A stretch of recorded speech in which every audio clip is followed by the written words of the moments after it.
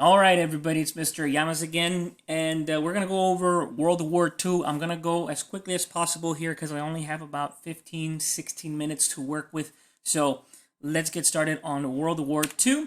So pre-war events of World War II. Now, remember from last lecture, we started having all these dictators, right? So we had Adolf Hitler, we have Benito Mussolini, we had Joseph Stalin, Francisco Franco, which is this guy in the back here.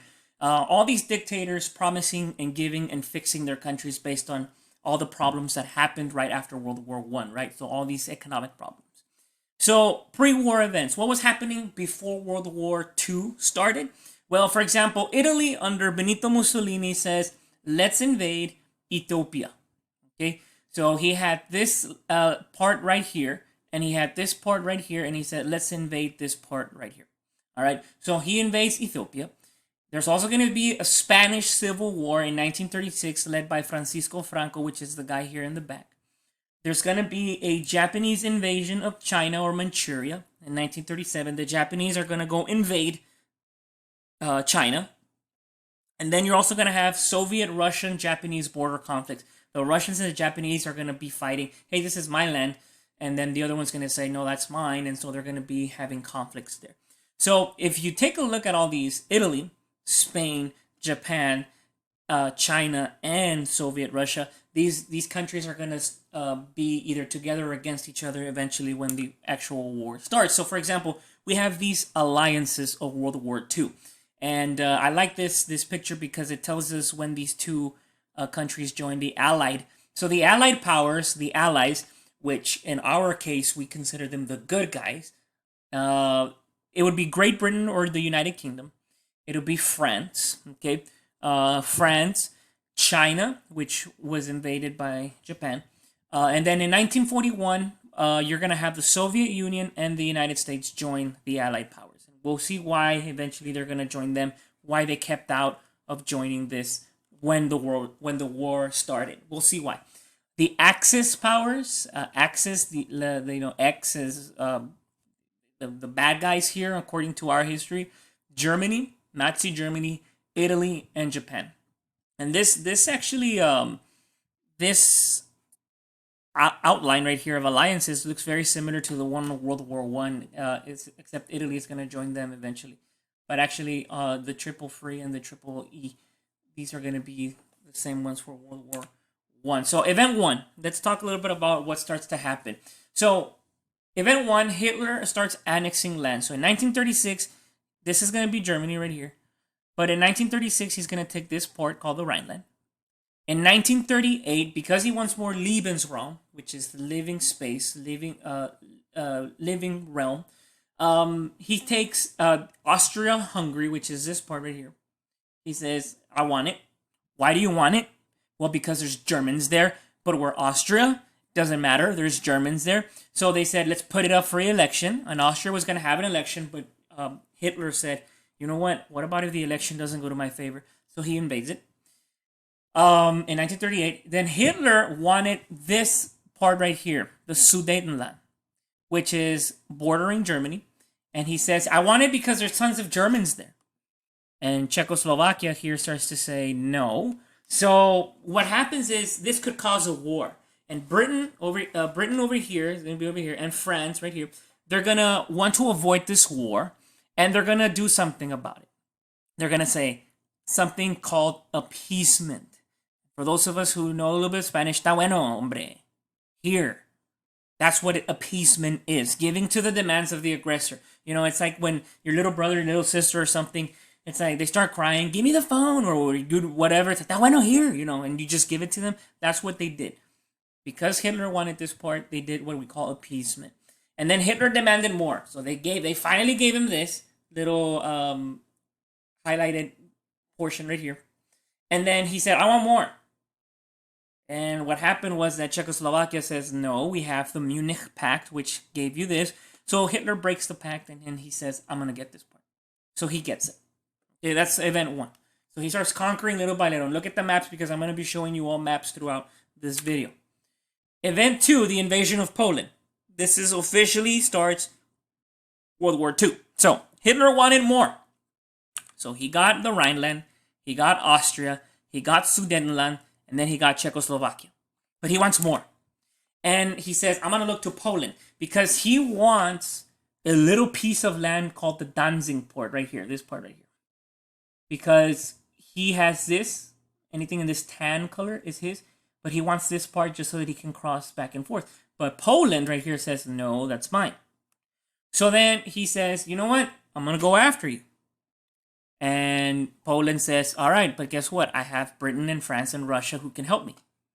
But Russia says, I don't want to get involved. I don't. I already have a little bit of part of it, so let's make a non-aggression pact. So Hitler and Stalin pledge not to attack each other if they're in war. That's called the non-aggression pact between Hitler and Stalin, or the Greater Germany, Reich, and the Soviet Union. Britain and France said to Hitler, okay, Hitler, this is too much. If you attack Poland, then we're going to attack you back. So Hitler says, I don't care. So he attacked Poland on September 1st, 1939. And then Germany started to invade Poland. And then Britain and France officially declare war on Germany, and World War II officially starts. But eventually, France joins. But Hitler starts to say, all right, I already got this part. I want France. So Hitler just wants land. Hitler is all about Lebensraum. Remember, he wrote this in his book, Mein Kampf, when he was in prison. He wrote about this. He wrote about getting pieces of land so that he can have living space. So he invades France, this part right here. He successfully invaded Poland, Luxembourg, the Netherlands, and Belgium. Okay, he starts invading all these parts right here.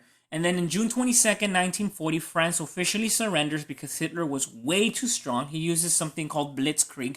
He sends tanks, planes, and soldiers almost all at the same time. So it's just bombarding you with, bullets and explosions. So June 22nd, 1940, France surrendered to Germany. And Hitler now controlled almost most of Europe. And this is a picture of Hitler here in France. That, look, I reconquered it. So he invades France. France falls. Every other country here starts to panic just a little bit. And then I'm going to skip to the invasion of the Soviet Union. Okay, the invasion of the Soviet Union, which happens in the summer of 1941, but it takes him a while. Okay, it's called Operation Barbarossa. So eventually Hitler is going to break the non-aggression pact that he signed with Stalin and Russia. So he's going to say, no, I want more land. And this is how it starts to look now. I want more land. So he says, I'm going to go to Russia. And his people start to tell Hitler, you signed something with Russia. Remember that you were not going to attack them. And Hitler says, I want more land. Then I need oil. So he goes and he invades the Soviet Union. He believed that once they attacked the Soviet Union, they would win immediately. But obviously that wasn't going to be true. Because eventually the Germans were going to be defeated at Stalingrad, which is Moscow here. And because they're going to face one of the coldest temperatures. So the Soviets are going to stop them, but Hitler's going to be in command of all this now. This is how the map starts to look like. Remember, it's just that little piece of land right here with all this, and then this, and then now all this. So yes, little by little, starting in 1939 all the way to 1942, 43, he starts to have all this piece of land right here. All of Europe, minus Great Britain. Spain, guys, Spain under Francisco Franco, yes, they're kind of helping out them. So he says, I'm not going to invade you all because you all believe the same thing I do. Italy is under Germany because this is Mussolini stuff. And then Japan on the other side is fighting against Russia and China. So the Axis, the bad guys here are winning at this point. All right. They're winning at this point. Everything is just going in favor of Hitler.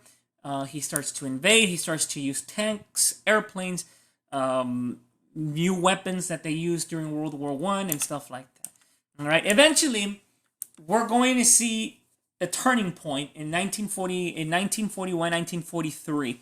We're going to see a turning point because the United States is officially going to enter World War II. Why are we going to enter World War II? Well, on December 7th, 1941, a date which will live in infamy, the United States of America was suddenly and deliberately attacked by naval and air forces of the Empire of Japan.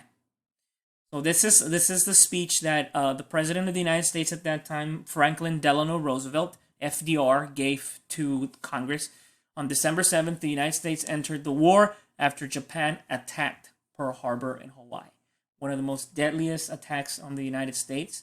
This was considered the most deadliest attack on the United States before September 11th, 2001. So this is the most attacks that we've ever had here. The Allies eventually joined. So the United States and Russia are going to join the Allies. And then the United States is finally going to say, we're in. We're in. Thanks to Japan, we're in. And we're going to go after Japan. We are. So we're going to have the Pacific Theater. So we're going to be doing something called island hopping. And the movie that I recommend for you to see the United States fighting in those islands against the Japanese is Hacksaw Ridge. From there, we're going to see also the United States go to Africa, and especially North Africa and Italy, so they can fight over there in Sicily. And then eventually, the United States, under the command of Dwight D. Eisenhower, who will become a president in the 50s, Dwight D. Eisenhower, on June 6, 1944, we're going to have the most largest amphibious assault ever in the history of the world, which is D-Day. So I don't know how many of you have ever seen this picture of these landing crafts landing with these soldiers. The Germans were on the hill with all their MG-42s, their machine guns, and shooting down while tons and tons of Americans, Canadians, and all these people from around the world were just dying because the Germans were shooting from the hills. And this is what we call D-Day, the invasion off the coast of Normandy in France. Eventually, we're going to take France back. This is where the end of the war comes in. Unfortunately, I cannot go into more detail because of the time here. I have 2 more minutes left. But what happens after the end of the war? The United States comes in, and the same thing as World War I. We kick butt. With our help, we were able to do this. Our allies start to turn the war back. Remember, everything is going in favor of Hitler at this point all the way to 1941. After 1942, 43, we start seeing this map start to reduce back to just this little part right here. All right, so this is when we enter the war. The end of the war saw D-Day as the largest amphibious assault in history. Again, we took back France. Hitler lost a big chunk of all this, to be honest. Little by little, we started going back to Germany while the Russians on this side were coming this way. It was basically what we call pincer maneuver. The Russians coming this way, the Americans and the British coming this way, and then we were going to keep them in the middle and then fight. So there was nowhere to escape, to be honest, because the Americans also came down the south. So they captured France back. The big three, which is Joseph Stalin, Winston Churchill, and F.D. Roosevelt, FDR, met and they started saying, what's going to happen to this part of the country, or what's going to happen to Europe once we win the war? So again, we were already talking about plans in Europe there. Even the United States, we were like, we're going to do something here. But Stalin also had a plan. And so we're going to see a problem here eventually. On April 30th, 1945, and it's interesting, guys, because April 30th, this lecture falls in the days or in the months when this happened. April 30th, which was not too long ago for us as well. April 30th, 1945, Hitler commits suicide. In his bunker, he says, I cannot live in a world where Nazi Germany is not in charge. So he puts a bullet in his head and also the wife. And his birthday actually was on April 20th. So 10 days later, he commits suicide. And then on May 8th, officially, his commanders say, we're done. We're not going to fight anymore in Europe. So that's what we call Victory in Europe, or VE Day, May 8th. But you still had a little tiny island over there in the Pacific called Japan, who was very, very into still the attacks. So eventually the United States says, hey, Japan, stop. And Japan says, we're not. So the United States drops 2 bombs, the Little Boy and Fat Man, the atomic bombs, on Hiroshima and Nagasaki. And eventually on August 15th, 1945, they're going to have Victory in Japan, or VJ Day. August 15, 1945, World War II ends. Okay, so these were the events leading to World War II. This is what started to happen. And then we're not done yet, because eventually we're going to see something new.